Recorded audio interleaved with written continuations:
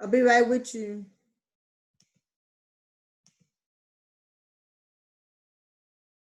Michelle?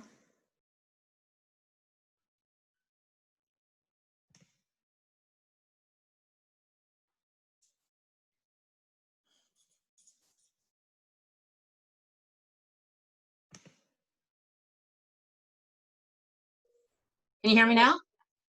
Yes. Oh, sorry. I was like, I gotta remember about the unmute mute. So I am.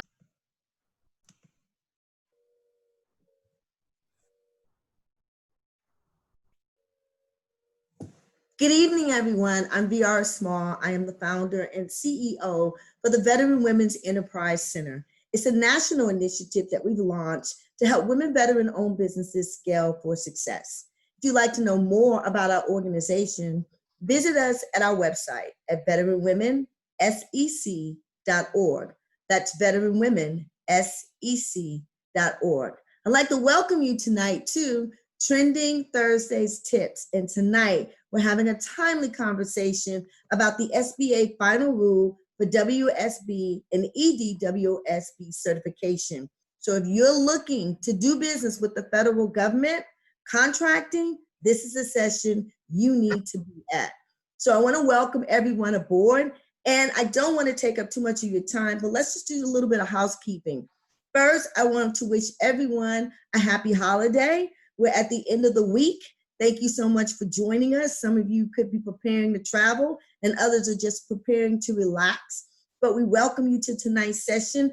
Please note that next week we will be on vacation. So there will be no Monday morning message and there will be no Trending Thursday tips for the first week of July. So please mark your calendars accordingly. But we are coming back strong for the rest of the third quarter. So look for us in that second week of July. Also, mark your calendars now for our third Wednesday, Women Warriors Winning the Business Battle. We are so excited. As many of you know, we had Women's Veterans Day celebration on June 12th, and we are bringing the winners of our first statewide The Pitch Women Veterans to be our keynote as a part of our fireside chat. So you will not want to miss these ladies. Go to our website, review their bios, go and visit their website. Let's support each other and be here July 15th, 11 a.m. to 1 p.m. Central Time as we connect with our women veterans who are shaping the way that we do business, learn from their experiences. Again, that is July 15th. Women Warriors Winning the Business Battle from 11 a.m. to 1 p.m. Central Time. And we look forward to you all joining us. Now, without further delay, we want to get to tonight's session. I hope that you took time to go and read Michelle's bio. She is acclaimed in the work that she does. She has been doing these sessions across the nation, and she's coming with us tonight. Michelle, we're so excited to have you. I caught her session a couple of weeks back, and I was unable to attend the full session. But what I was able to glean was just really exciting. And I knew we needed to bring her to our group. So Michelle, thank you so much for being here with us tonight. And I want to turn the program over to you. Thank you so much, VR, and I want to thank all you do, and I want to thank the Veteran Women's Enterprise Center. I'm just so excited to be able to put on this webinar, and we're excited, and we want to come tell you a little bit about my firm.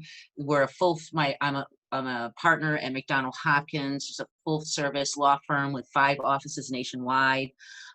We do everything in our firm from our federal government contracting group as WOSB, WBE, veteran, DBE, 8A certifications and appeals, bid protests, size protests, joint ventures, mentor-protege agreements, and teaming. We do a lot of mergers and acquisitions and succession planning for our WBEs and our SDVOSBs and our women businesses. Contract claims, a lot of employment law guidance, especially in this COVID madness, construction law claims, suspension and debarment, and government regulation. Me particularly, I've been doing this for over 33 years, and I'm the chair of our federal government contracting group, and I want to go on with the show. So if you have any questions during the presentation, please use the Q&A. And VR and I will see it, and then we'll get to the questions at the very end. If it's a private matter, though, you can always email me if you have any further questions, or after the presentation, you can email me. My email address is right there, and then it will be on the last slide as well. So let's get on with the show, everyone.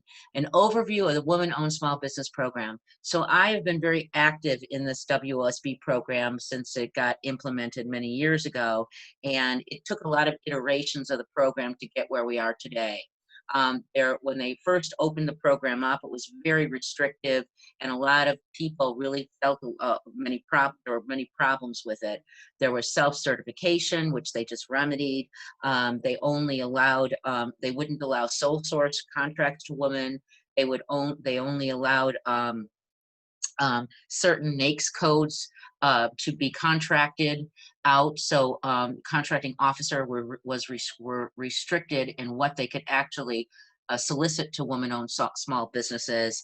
And then the NAICS code for EDWOSB, all the designated NAICS codes, where many of them were in construction. And in construction, if you're a prime contractor and you need bonding capacity, you need to have a higher net worth. So contracting officers weren't able to find a lot of EDWSBs to be prime contractors. And all that got rectified, especially with this final rule. So I'm really pleased about it. The Women-Owned Small Business Program is a contracting program.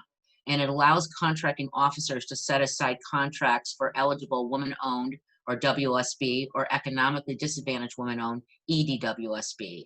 It also allows contractors to set aside contracts and eligible NAICS codes for you, as well as I want to let you know that if you are qualified as an EDWOSB, you automatically qualify as a WOSB. It's not the opposite though. And the SBA has exclusive jurisdiction over the program. So what are the program's benefits? The program's benefits are that they restrict competition, so it's limited only to women-owned small businesses. So what that means, so if it was open competition, the entire world almost could bid on it, right? But if it's restricted to 2 or more women business, I mean, if it's restricted to only women businesses bidding on it, that means that only women businesses could bid on it. So you've just, you know, that's the world of contracting in terms of limiting it and restricting it. So it's very, very good for women businesses. They also allow for sole source awards, and I'll go into the criteria for that. They allow for teaming and joint ventures, and they allow you also to be a part of their the All Small Business Mentor Protege program with the federal government. So what is this program? Well, the program is designed to basically effectuate this goal. And this is a goal by the federal government that all contracts that they let out, the goal is 23% of primes for small businesses, 5% in subcontracts for small disadvantaged businesses, which are currently 8A certified, 5% for women businesses, 3% for hub zone, and 3% for service disabled. So when contractors, officers find you, or you find them, or you see them at a conference or anything like that, they want to ask you, what are your certifications? And if you start naming several of them, they get very excited because they can meet a lot of their goals by just you. For instance, if you are a woman and happen to be 8A and happen to be service disabled, they're very excited because they can meet their goal. They could use you to meet their goal for small business, for hub zone business, for service disabled business, and for women business. So that's an example. A little bit of history about the program is that it's called Section M because Section 8M, and the only reason it's called Section 8M, it has nothing to do with 8A, is that's the section of the Small Business Act it's contained in. And it all started about 2000, when the year 2000, so 20 years ago, when 5% women-owned contracting goal was established. There are a lot of issues with the program, but most have been fixed. They were only allowing set-asides and 83 NAICS codes. That's been fixed big time, because it's now turned into 364 NAICS codes for women-owned small businesses and 80 NAICS code for EDWOSB. There used to be a cap for set-aside. So, for instance, if the federal government set aside for veteran-owned businesses, they could set it aside. If it were just restricted competition for veterans, they could set it aside for any amount. Okay. But there was a strict cap, a very low cap on what they could set aside for women businesses. That cap has been removed. There's still a cap for sole source, which I'll go into in a few slides. Sole source was not allowed, but as of 2015 it was. And then self-certification was allowed, and that's what's been eliminated now. So as of July 15th, the SBA will begin enforcing its new rules to implement the Defense Authorization Act, which was from 2015. So it's taken 5 years to get this all together. Today we're going to talk about the key timelines, and we're going to talk about certification, third-party certification or SBA certification. We're going to talk about eligibility, timing to reapply if you're denied, the process for contracting officers to set aside, and protest contesting another firm's WOSB status. So currently, if you are self-certified as a WOSB before July 15th, 2015, so you don't have a lot of time, you should download your documentation currently housed at the WOSB repository. And this is right from the SBA's website. On July 15th, firms can then begin submitting new applications under the new certification process. And then as of October 15th, the SBA will begin issuing decisions on new certifications. Per the SBA, they're going to be sending out further instructions on the certification process prior to July 15th. They recently did, and they recently put out a question and answer, but I don't know if they're going to put out any more information. The current self-certification process will remain available for firms until October 15th, 2020 in certifysba.gov. I would not wait at all, because the SBA anticipates a huge influx of applications. They've made it so much easier now for contracting officers to set aside to women-owned businesses. You will be seeing more set-asides to women for WOSBs. So let's talk about the eligibility requirements for those of you who want to be WOSB and not really sure if you are eligible. So you first have to meet the size standard for primary NAICS code, and you could look at the size standard tables at an SBA website. But basically what happens is the U.S. Census Bureau, they issue these basically NAICS codes with descriptions, and every industry has a NAICS code and a description. So if you're a lawyer, you have one type of NAICS code. If you're a general contractor, another type. Based upon those NAICS codes and descriptions, the SBA then sets the size standard for each one.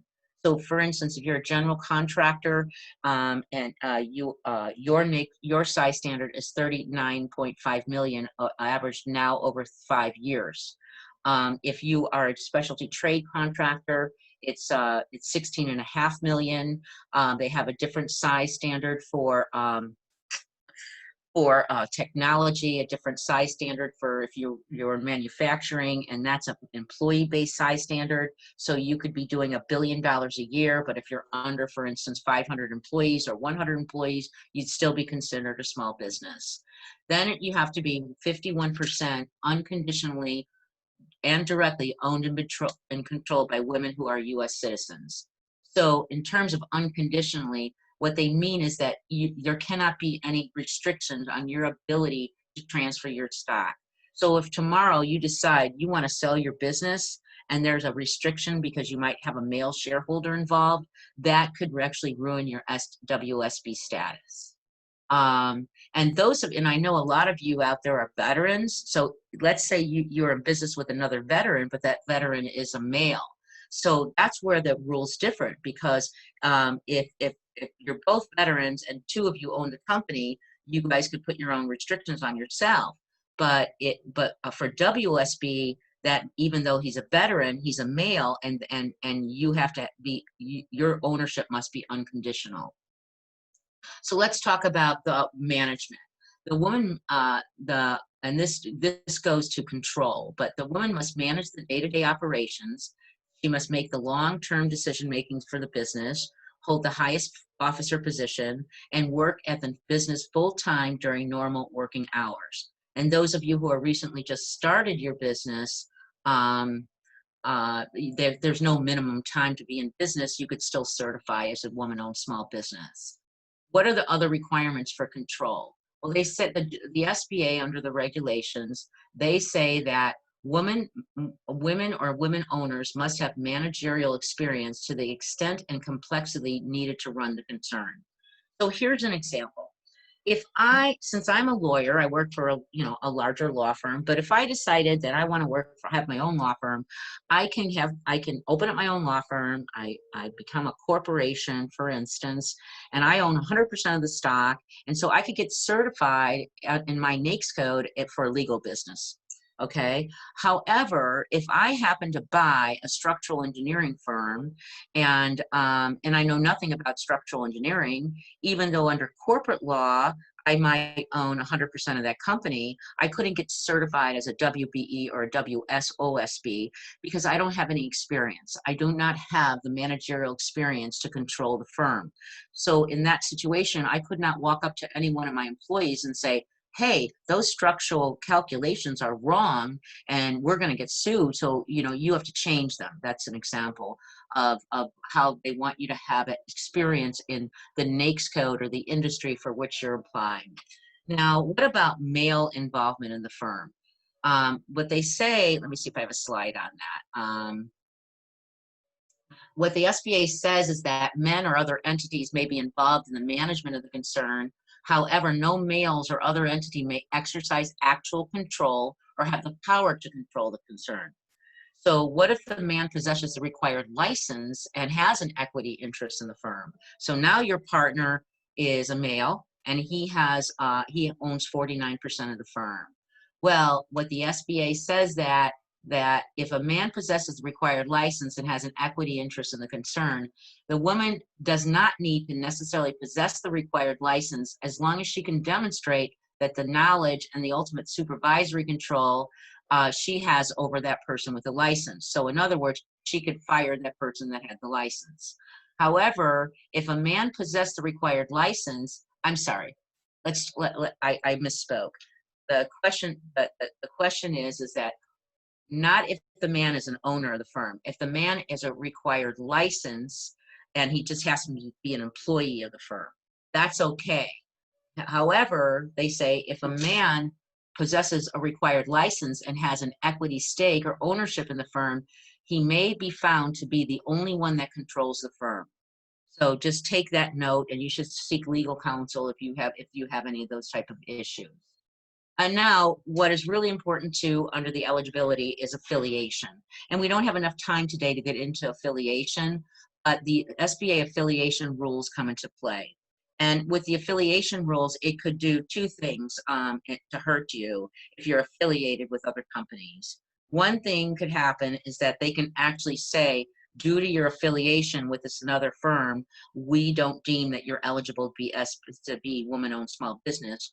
Or once you're woman-owned small business, you might get protested due to affiliation. You might get protested under what they call the ostensible subcontractor rule, or the 70% rule, or the identity of interest rule. Those are all affiliation notions. And so, at that point, if the SBA determines you are affiliated with another firm, they will then add the gross receipts together of your firm and that firm, and then they could decide that, and then see that maybe you're not small anymore. So it's very important to understand those rules of affiliation. So understand what it means for affiliates. Like for instance, if you happen to have another company and you own it, you manage it, you're on the board of directors, that's an affiliate of yours. If it's a parent subsidiary situation, that's an affiliate of yours. But so seek guidance if you feel like you have an affiliate. If you're reliant on 70% of your income from not the government, but from another customer, that is considered affiliation by the SBA. So what about EDWOSBs? Okay, so it's the same requirement from the previous pages, but there's a personal net worth requirement. So what they do say is that your personal net worth, which is assets minus liabilities, is less than $750,000. And are there exclusions? Yes. The ownership in your business and the ownership in your primary residence get excluded from that cap. If you have income reinvested or used to pay taxes, that would be excluded. If your funds are reinvested in an IRA or another account, that could be excluded. But what happens if you say, oh no, I'm actually $1 million, so I'm just going to give my husband or my daughter or my sister $300,000 or $400,000. She could hold it for me so I can show that that's my personal net worth is under 750. And this is the same rule as DBEs, in case any of you are all DBE certified. So if you cannot transfer assets within 2 years to an immediate family member for purposes of certification. So if, for instance, you have a son or a daughter that just graduated college and you give them a new car with $20,000, that's fine because it's for a special occasion, or if you're setting up kind of funds for your family for college and things like that, that is an exclusion. So adjusted gross income has to be under $350,000, and you could, and there is an exception, and that income reinvested or paid to use taxes for your business. And then the fair market value of all your assets without exclusions has to be under $6 million, but that excludes funds reinvested in an IRA. So prior to this new rule, I want to talk to you about spouses. If your spouse has a role in your EDWSB or has lent money to your firm for financial support, or they're giving credit or guaranteeing a loan, and the SBA may also look at the spouse's finances if both spouses are in the same or similar line of business. So be very careful about that. So before the new rule came out, this new final rule, there was two ways to certify with the SBA to be a WOSB. You could self-certify with supporting documents, so you still had to go to the SBA website and give them supporting documents, but it's a self-cert process. Or you could have used a third-party certification, but now there is no self-certification. You need to either certify through the SBA or third-party certifiers. So I'm going to give you an example of third-party certifiers. So besides the SBA free online process that is now going to be going up live as of July 15th, the Women's Enterprise, WeBank, I call it, WBENC, has a certification, and they will, if you're WBE through them, they will also give you for free the WOSB certificate. Okay, so when you apply for them or when you recertify on a yearly basis. Then there's also other third-party certifications, which is El Paso Hispanic Chamber of Commerce, the National Women's Business Corporation, and the Chamber of Commerce. In addition, if you're SDVOSB or VOSB CBE verified by the VA, you're still going to need to be verified for all WOSB eligibility, but it's going to be a lot easier. They're just going to ask you a lot. For instance, just because you're SDVOSB doesn't mean anything unless you still have to be controlled by women. So they still going to ask you a few extra questions. Let me give you an example of what the Women's Business Development Center, or WeBank, does when it comes to certification. So you go to get certified with them, and then when you're on their online application, if you see, would you like to apply for WOSB certification in addition to WeBank, and you would just click yes. And after they approve you for WBE certification through WeBank, you will get two certificates, one for National WBDC or WBE, and the other for the WOSB SBA. So getting back to certifying, so now you want to maybe just certify directly with the SBA. So if you want to certify directly with the SBA, it's a free online certification. Be prepared to have all your documents and information ready. The SBA, I said, it may be issued additional directions. Seek guidance before you're unsure if you meet those eligibility requirements. Because just because you think you're WOSB, I talked at a conference, a Society of Military Engineers conference, and I was talking about certifications. And the same, it's actually a very similar question to what our example. Somebody in the audience stood up and said, look I bought an engineering firm, and I'm not an engineer. I don't know anything about engineering. I was a school teacher before this, and my husband, had me do this to get WOSB certified because he's in the engineering firm. You're telling me I can't, that I can't be certified? And so it's like, yeah, there'll be a problem with something like that. So if you feel like you or other women that feel like maybe the eligibility is a little bit tricky, you should seek guidance before you upload those documents, because once you upload it to the federal government, you've uploaded it to the federal government, okay? So you don't want to be denied. Firms must also first register in SAM.gov. You create a profile on certifysba.gov with your passcode. You'll create a profile. You choose the certification you want to do. If you want to do EDWOSB or WOSB, remember, if you do EDWOSB, you're also WOSB. And then you go back to SAM and update your profile regarding your WOSB, EDWOSB. So if you're already certified as a WOSB by a third-party certified, do I still have to go to the SBA and certify? And the answer is yes. And I'm finding a lot of women, because I do a lot of WBE certifications, I'll say, are you going to be, certifying with the new, on the new certification process? They say, well, I'm already certified with the, through the third-party certifier. I said, but did you upload that information to the SBA's website? They said, no, we thought the third-party certifier did. The third-party certifier does not do that. They just give you the certificate.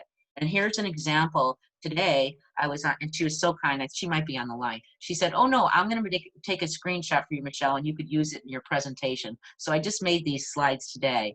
So here's an example. Now you're at SBA certified, and they say, are you, so maybe you're never certified before, so that's a new certification, but they say, is the qualifying individual certified as a WOSB or EDWOSB by an SBA approved third-party certifier? And she said yes, because she was certified through WeBank.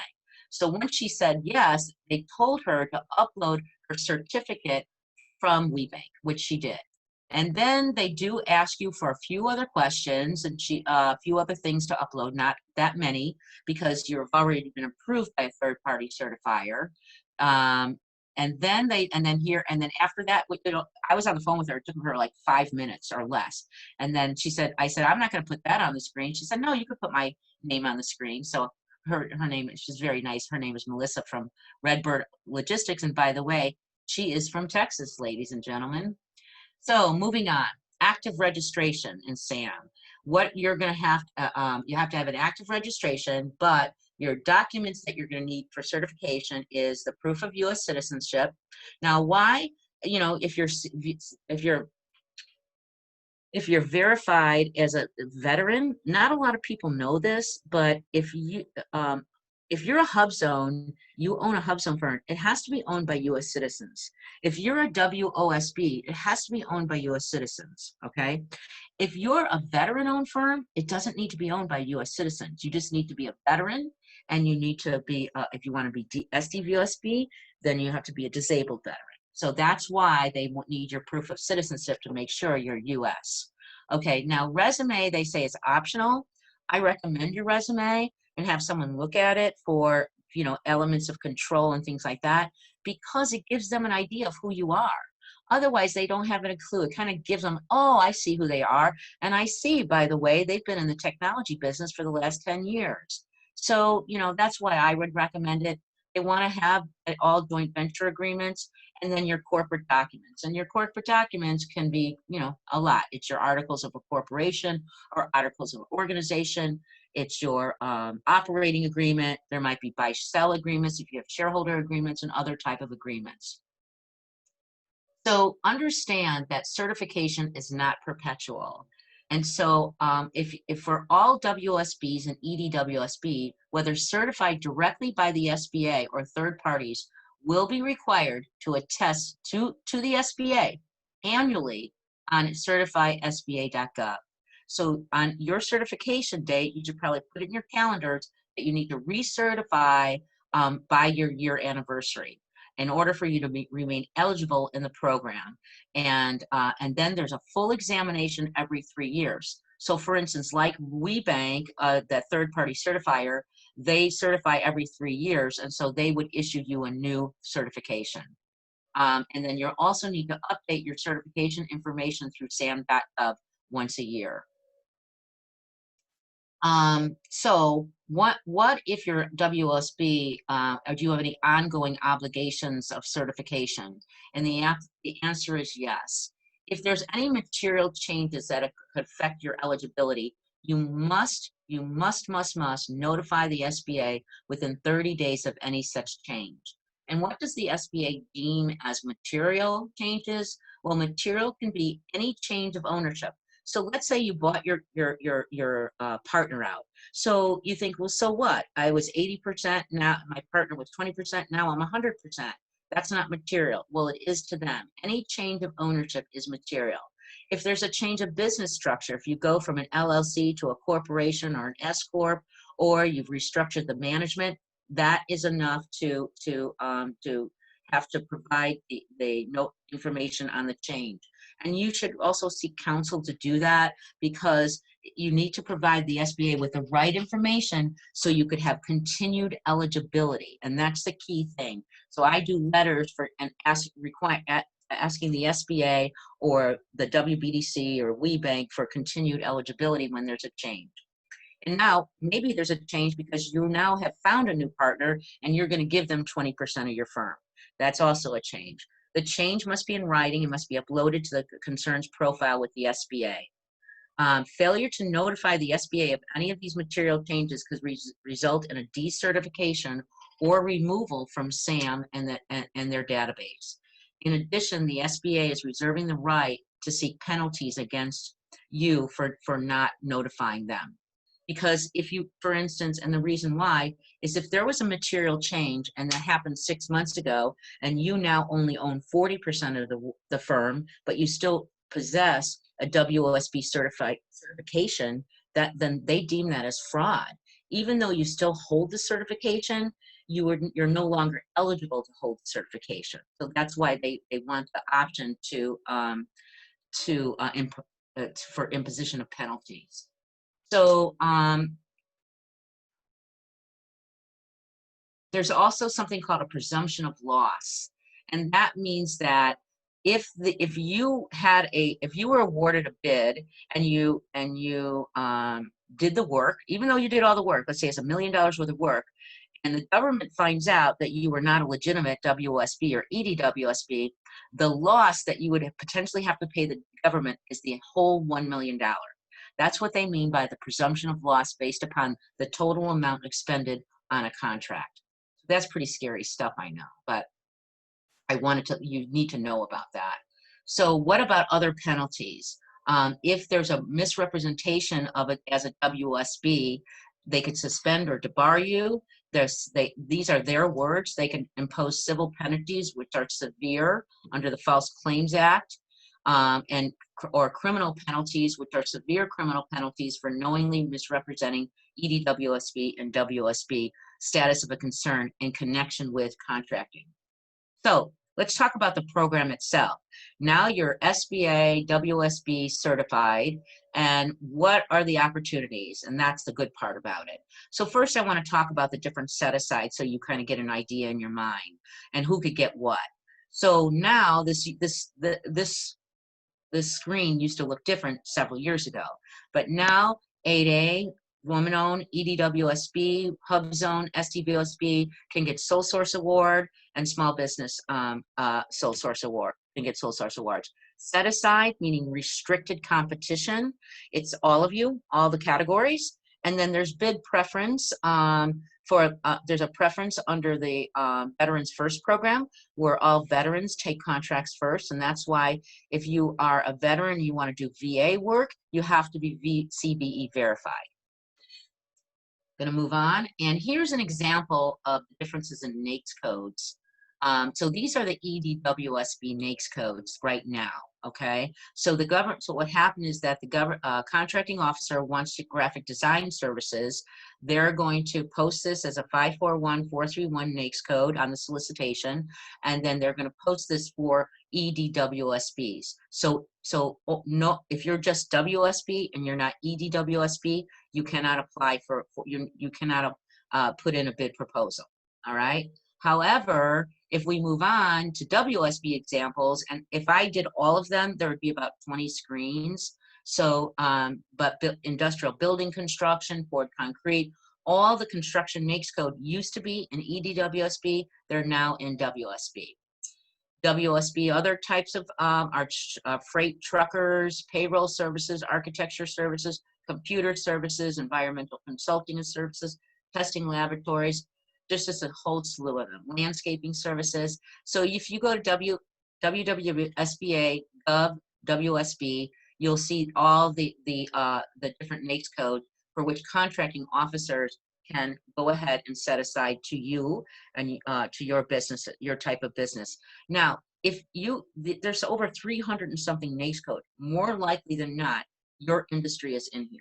And even if it's not in here, and it could be in the future, you could still certify yourself as a WOSB. You just won't be able to bid on it if it's not in that particular NAICS code.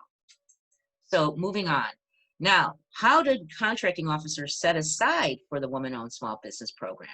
Well, there's something called the rule of two, and that is that after market research, after knowing, and the market research comes from looking at SAM. And once you, a lot of my women businesses, they don't know this, but once you certify on SAM and you're done with that certification process, there's a link to the Small Business Dynamic Search SBA website, and there's where you can also put in your information, and it will flood, that website will flood right away of all the information you've already put in for SAM, and you can then put in something about yourself, a marketing piece about yourself, because that's how contracting officers do their market research, to find you and to set aside the woman-owned small businesses. The same thing with something called sources sought.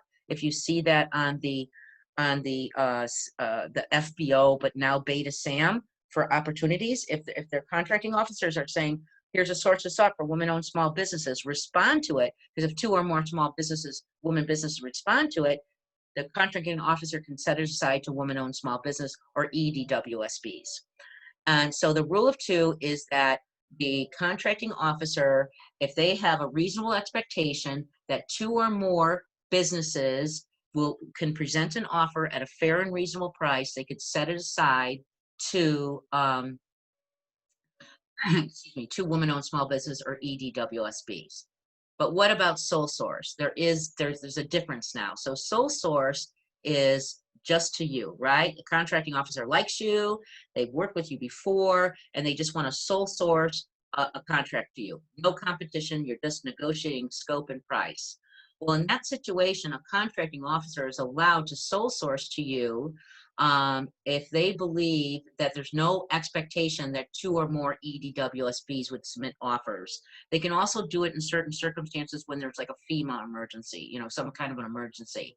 However, the anticipated contract price cannot exceed 6.5 million in the case of manufacturing, or 4 million in the case of any other contract. And you probably think to yourself, that's great, I'll take a 4 million sole source, I'm okay with that. In the estimating the and it has to be a fair price. So note that in terms of sole source, there's no statutory authority to make the award. The contracting officer still has to do a justification and approval. However, they can sole source to you. And that's the difference between, I encourage all my clients who are eligible to get 8A, because the contracting officers do not have to justify sole sources. As of October 15th, 2020, all firms must be certified as a WOSB, EDWOSB in order to be awarded a contract. So that's it, no more self-certification. You want contract award, you have to be certified. So it doesn't necessarily impact, like, so if you have a contract that's already was awarded this month and it was under self-cert, it's okay. You could still continue to perform that contract. But it also allows bid proposals if a firm was able to demonstrate that it had applied for certification before it submitted a bid. So for instance, if you apply for certification on October 14th and you submit a bid on October 16th and you're not certified, as long as you can prove that you're in line for review by the SBA, you should be okay. That's what the SBA says. So but what about sole source? There's not that same exception. You must already be certified at the time you seek certification. So that's why it behooves you to get onto that SBA website and start that certification process, or go through your third-party certifiers.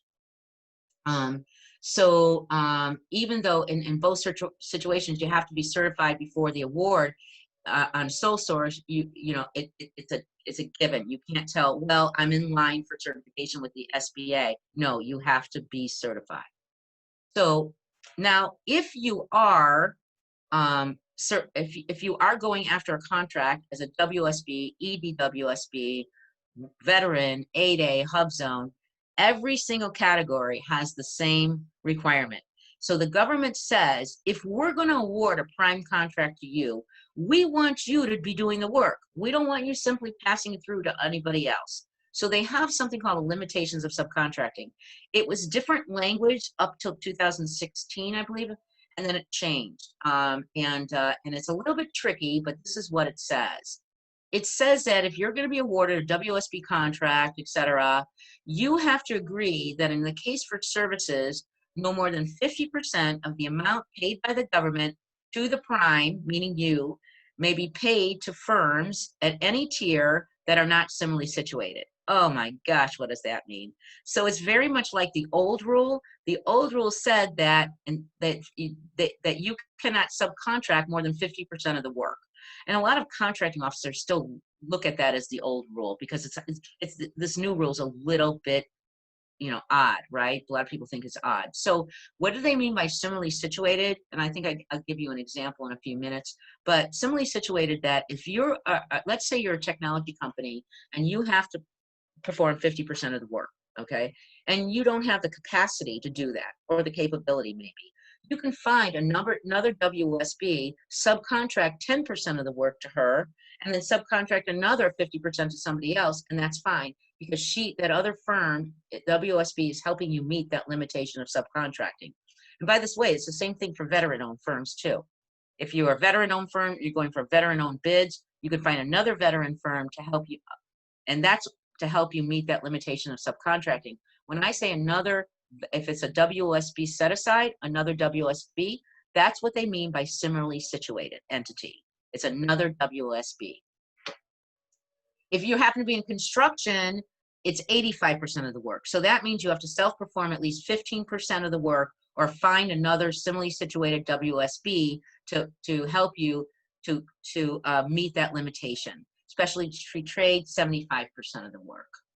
Okay, so now what does the SBA say about, hey, just because we certified you doesn't mean that you're automatically legitimate, et cetera.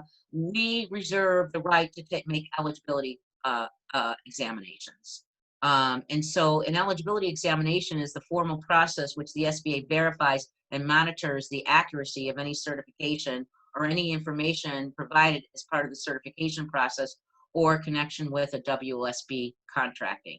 If the SBA is conducting an examination on a concern that has submitted an offer pending a EDWOSB procurement, and there's credible evidence that the information that you don't qualify as a WOSB, the SBA can actually initiate their own protest, or a protest could come from a contracting officer.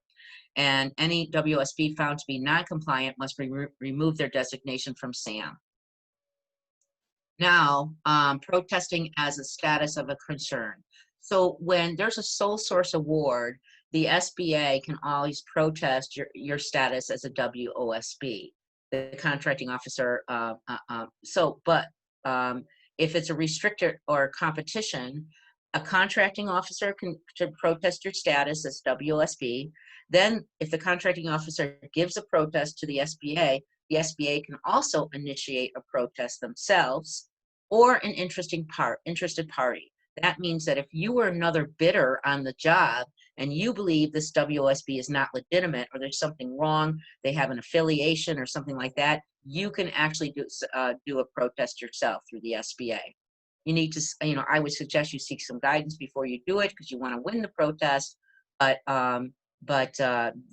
that's how and when you could protest. Now there's other ways you can protest with the SBA, other reasons, and those reasons are affiliation reasons. And the SBA says if you're unusually reliant upon another subcontractor that's not similarly situated, meaning a non-woman contractor that's performing vital and primary elements of a contract.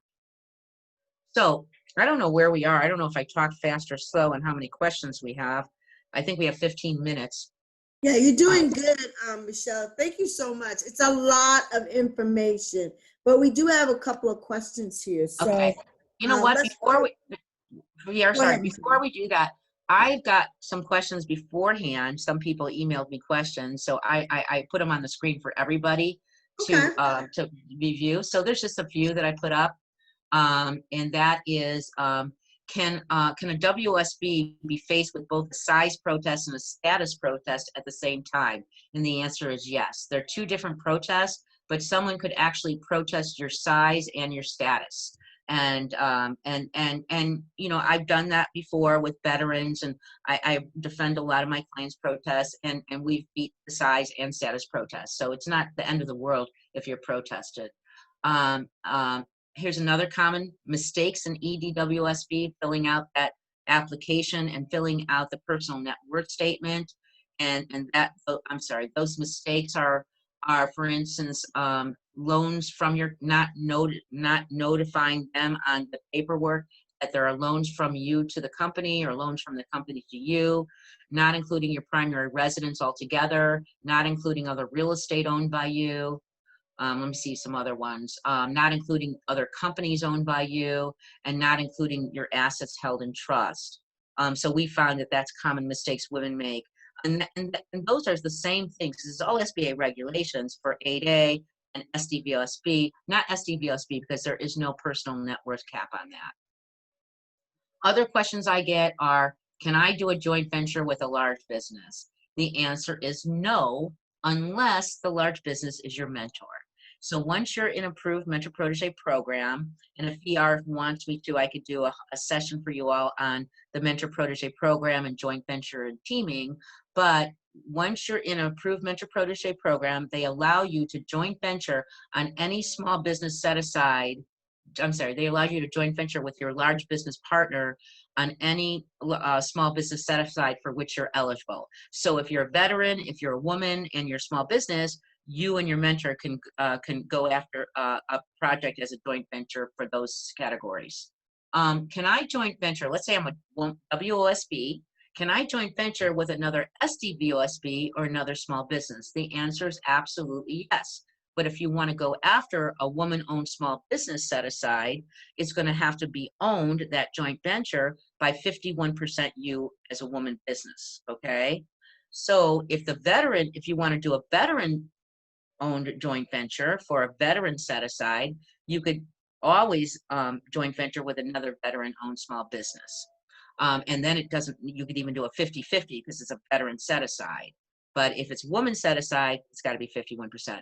The joint venture needs to be in writing, and there are strict rules governing the language of the joint venture, meaning what's contained in the joint venture agreement. The woman owner, meaning the woman business, has to be the manager of that joint venture. She needs to control the project, and she basically needs to be in control of the joint venture. So I do a lot of speaking engagements on that, so hopefully we can get into that in more detail regarding joint ventures. So, and then you also joint ventures, you have to receive, it used to be 51% of the profits. Now its profits are dealt out commensurate with the work that you're performed. So here's another question. There's an upcoming Navy solicitation for the technology services. So technology services is a 50% limitation of subcontracting, and it's going to be set aside for women-owned businesses. If I bid the contract and can only handle 40% of the work myself, can I subcontract the rest of the work to another small business? The answer is no, because you've got to meet that 50%. To large business, no. To another woman-owned small business, yes. And then the other 50% can be sublet to anyone else. So what if I'm an SDVOSB woman-owned business? Can I just get reciprocity, or do I have to still apply the SBA as a WOSB? Well, the SBA is very sensitive to that. They know that, you know, you've gone through a very hard vetting process as CVE verified. So what the SBA does is they make you still go onto SBA.gov, and they don't have a lot of information on their website about this or in their rules, but it's my understanding that they want evidence of your CVE certification. So you'll give them a certification letter, you'll upload that, and then they're going to make you prove by your passport or your birth certificate that you're a woman-owned business, and they might ask you a few more questions, but it's a lot more streamlined from just having to go from a whole new certification process. So that's me, that's my contact information, and I can take questions. Let me see if I could see the questions. Would it be in Q&A? And then VR, do you want to ask me questions? Sure, I can put the questions up for you. Okay. So first, we have a question here. These look like Grace wants to know, for clients who already put in their application for self-certification, what will happen to them? And I think you talked about it a little bit, but let's just make sure we clarify. Well, I don't know what you mean by clients, but for women businesses who already put in their application for self-certification, nothing's going to happen to them, but they're not going to be recognized as self-certified after October 15th. They cannot bid on a contract by self-certification. So, so the SBA, there was an initial slide on that. The SBA says that if you are right now, from now until July 15th, if you are self-certified by yourself, go to that certification, upload your information, and then reload it to SBA, the new website. And so that's what, so, and you could continue to bid as self-certified, but not after October 15th. So basically they need to follow those SBA requirements, go download their information from self-certification, upload their information to the new site. So from the self-certification to the new certification that the SBA is going to do you know how much of a change there is in the process now? Well, the SBA never certified before. They just allowed you to upload, and they were expecting the contracting officers to review that information, which is why a lot of contracting officers would not set aside to WOSB, because they didn't want to be responsible for reviewing articles of organization or operating agreements and things like that. So now the SBA is looking at these documents and analyzing them to see if women businesses truly unconditionally own and control their firm. So they're actually, you upload the documents they want to see, and then they're looking at them to test you on, are you eligible as a WOSB? So basically it is the same documentation, but now the SBA is actually reviewing it. So you're asking, are they the same documentation as when in self-certification? Right. I don't recall. I would help. What I do with my clients in the past is that maybe they want to get certified as DBE, or they want to get certified as a veteran. They have to be a woman. I'd say, okay, if you want to self-certify, I'll help you. And, so I know what those documents were for self-certification, but I would already have gone through them, made sure their operating agreements in order, make sure their bylaws in order, make sure their resumes in order, make sure all those documents are in order. But with respect to the new documents that the SBA is asking for, I actually think they're asking for less, but I don't know it for a fact until we get into that application. There's a question here. Are the SBA size standards expected to increase in the near future? I don't know that. In fact, I was just on a panel with the deputy administrator of the SBA's and who works with veterans and the veteran liaison, and he had said that right now he doesn't know that there's going to be an increase in the future, but just please know that the SBA reviews every NAICS code. It's a rotating thing every 18 months. And so, for instance, if your NAICS code have not been increased in 2 years, more likely than not, it's up for increase. You should look for the proposed rules, because if they don't get comments on that, the SBA is going to do what it intends to do, and you may not like that. So, so basically watch for it, but we never really know until the SBA announces it.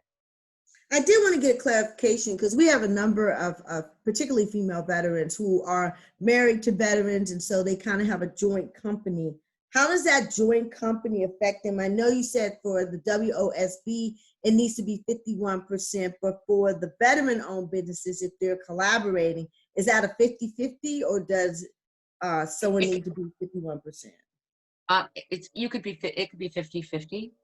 Remember that eligibility is about control too. So let's say it is 50-50, but the woman, and let's say it's one of the veterans is actually it's a passive investment, and one of the veterans actually lives in Jamaica right now and enjoying the sun and not involved at all with the company. They may say that it's not 51% controlled by a veteran. So as long as both of them work in the company, it could be 50%. But it's problematic if one of those veterans is a woman business and wants to get certified as a WSB.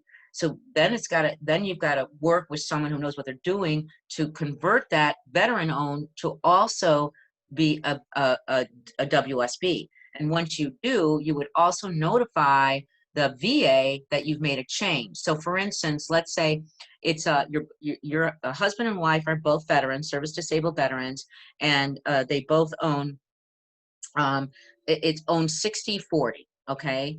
And it's the male owns 60, the female owns 40, and now you want to make it a WOSB. So you're still going to remain eligible because you're still veteran owned 100%, but you have to notify the VA of the change. But that's when you then, you talk about how you're going to purchase that stock from the other person, how you're going to show there was consideration for that purchase. There was when I do bid protest webinars and in-person speaking engagements, I give an example of a WOSB firm. What had happened is it was a male and a female that weren't certified at all, but they did business with the government, and they went, it was up in North Dakota or something like that. So what happened is that they go to a pre-bid meeting, and they find out that the contracting officer set it aside for WOSBs, and they were 50-50 before. So he turned around that day and gave her 2% of the stock, gave her the stock, right? And that was it. And then they and that he still remained CEO, and she was the president. No, she became the president. He was the CEO. She became the CEO. He was the president. But their bylaws indicated the president is actually the one that controls the company. So the SBA said, no, you are not WOSB qualified. And they needed to show how she paid for her additional ownership interest in the firm in order to be over 51%. So the same would be true with your example with veterans. Yeah, so I just want to make a clarification to the ladies, because this is something we've been talking about over the years. Number one of the key things that the government is giving you the opportunity to do is work together. Because just as Michelle said, if you can't complete the 50%, you can get another WOSB to help you complete that 50%. So it's kind of pushing us to do more collaborative activities. Also, those of you who have these spousal agreements, just remember there is more money on the table because we now have the set aside for WOSBs that you may want to consider, breaking that up so that you can be that 51% and then be identified as a WOSB. Now, Michelle made a really great point. You have to look at all your documentation.